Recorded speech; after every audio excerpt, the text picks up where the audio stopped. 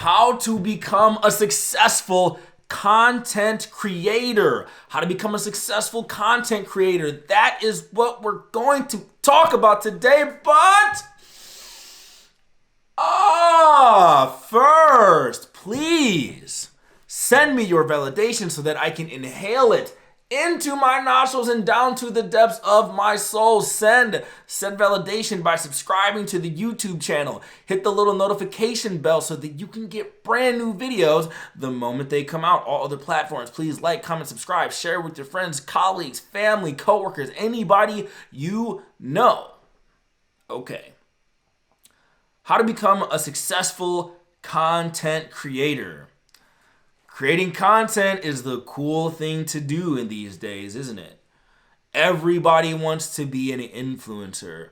Everyone wants to create content. They want to be bloggers. They want to shoot YouTube videos. They want to start podcasts. They want to do something in this space using the magical tools of things like this phone, things like the camera I'm using to record this video. They want to be a part of the seeming internet gold rush. Well, step one to becoming a content creator is having this understanding. Becoming a content creator is one of the worst possible ways to try to make a lot of money. Blogging is one of the worst ways to try to get wealthy. Starting a YouTube channel is one of the worst ways to try to get wealthy. Becoming a writer, podcast, one of the worst strategies for trying to become wealthy. You could become wealthy much easier in a lot of different ways.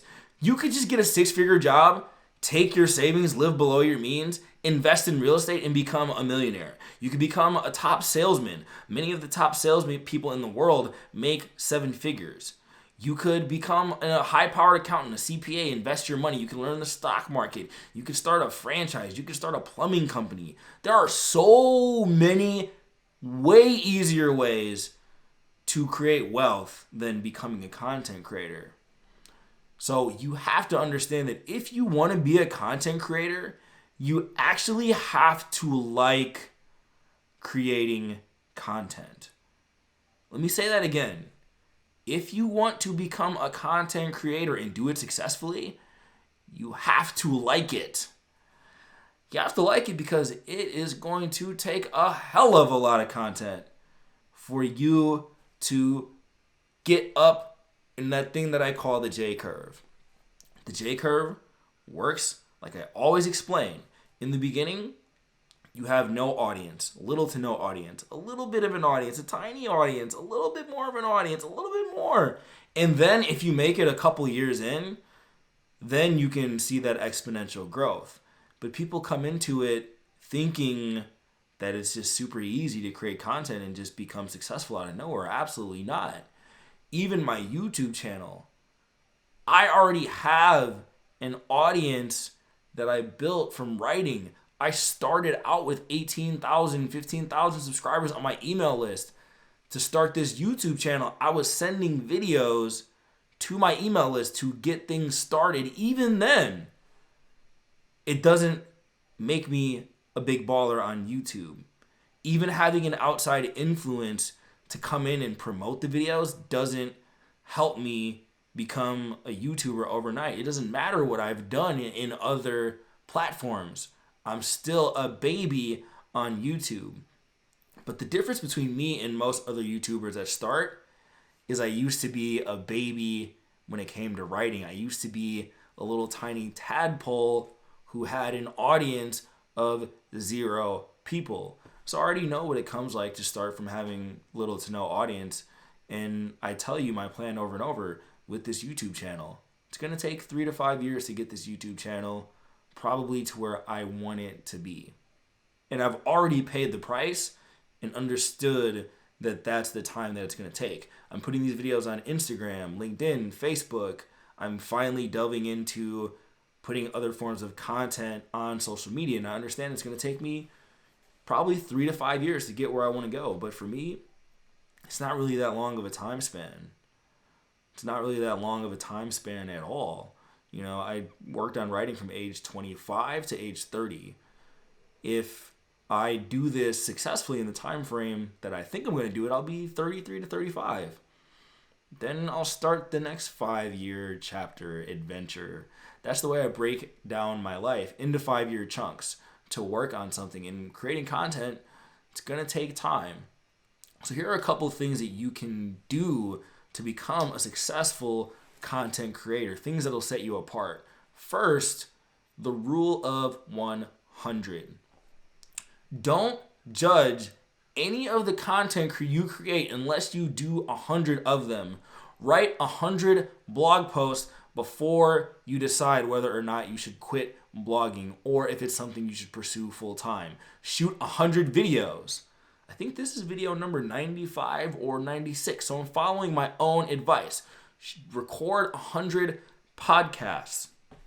It's going to take that amount of time for you to even not be crappy at it. Like, I feel like my videos are finally starting to look okay.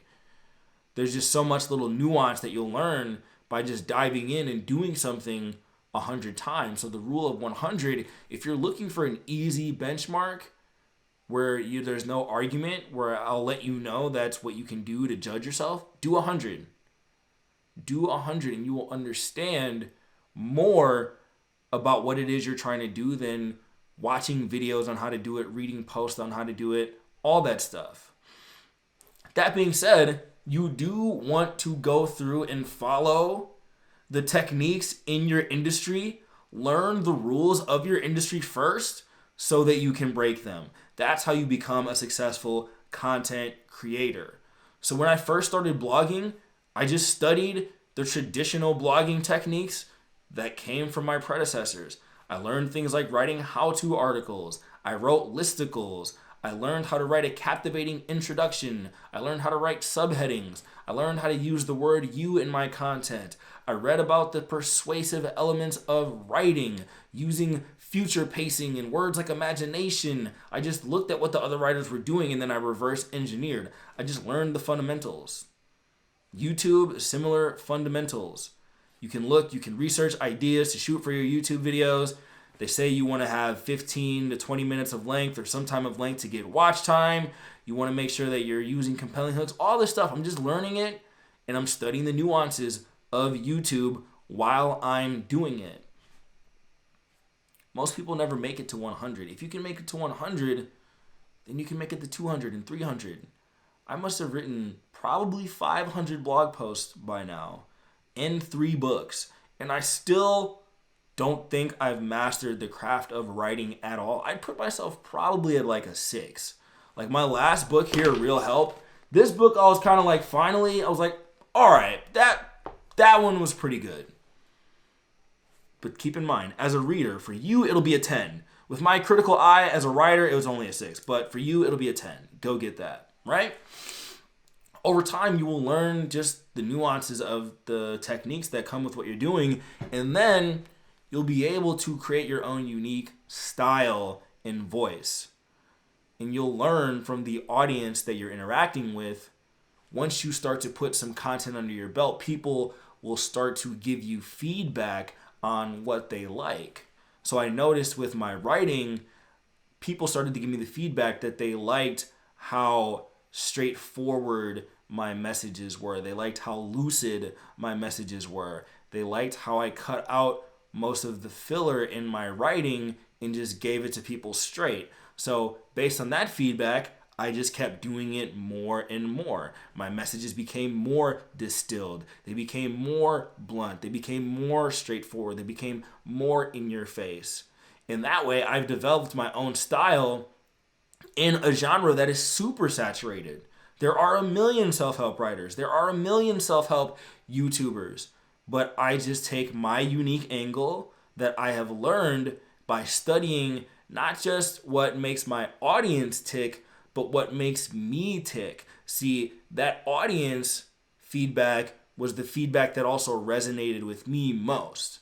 So when you're creating content for an audience, what you want to do is you want to have it like a Venn diagram where your interests meet the interests of other people, and you can have like a symbiotic relationship with them.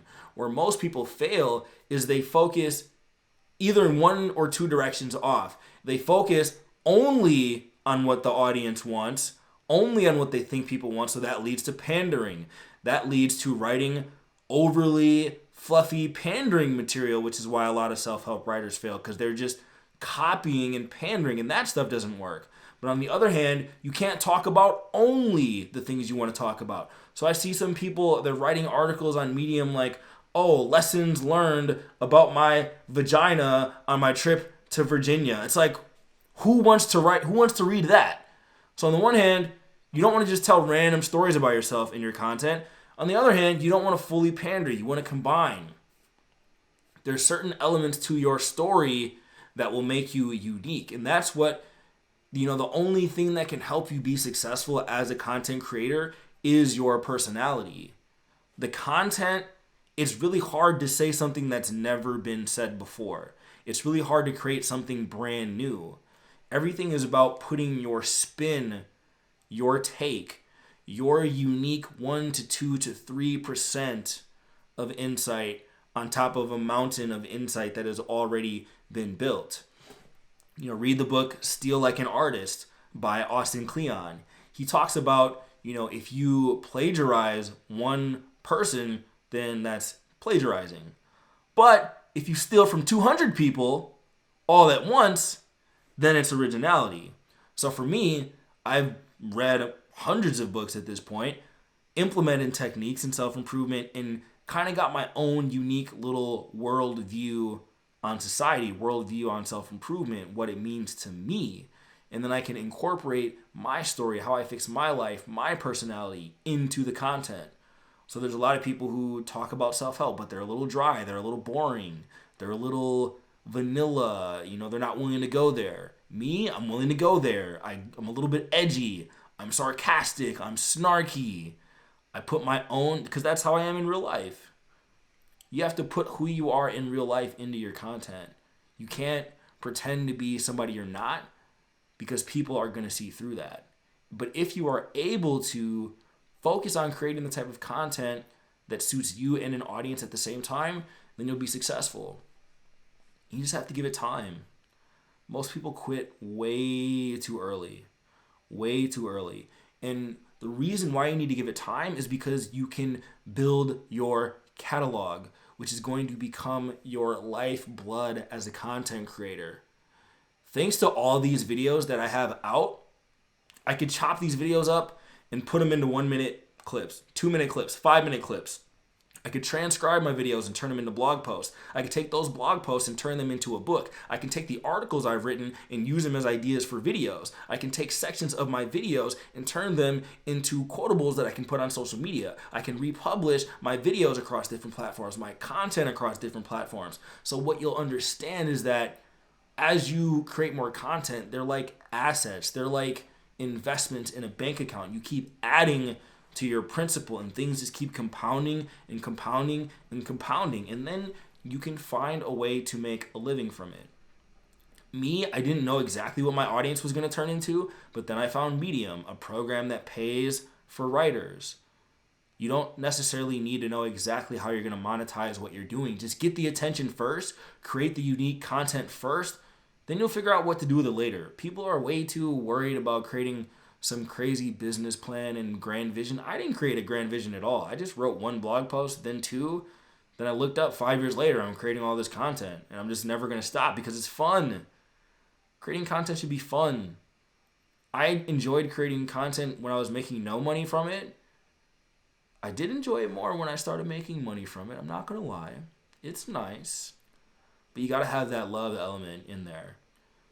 And you got to realize that creating content, like even getting anybody to listen to you at all, is a win. The fact that 43 people watch my video on Instagram, I get geeked up about that. It's like, why are they listening to me? This is crazy.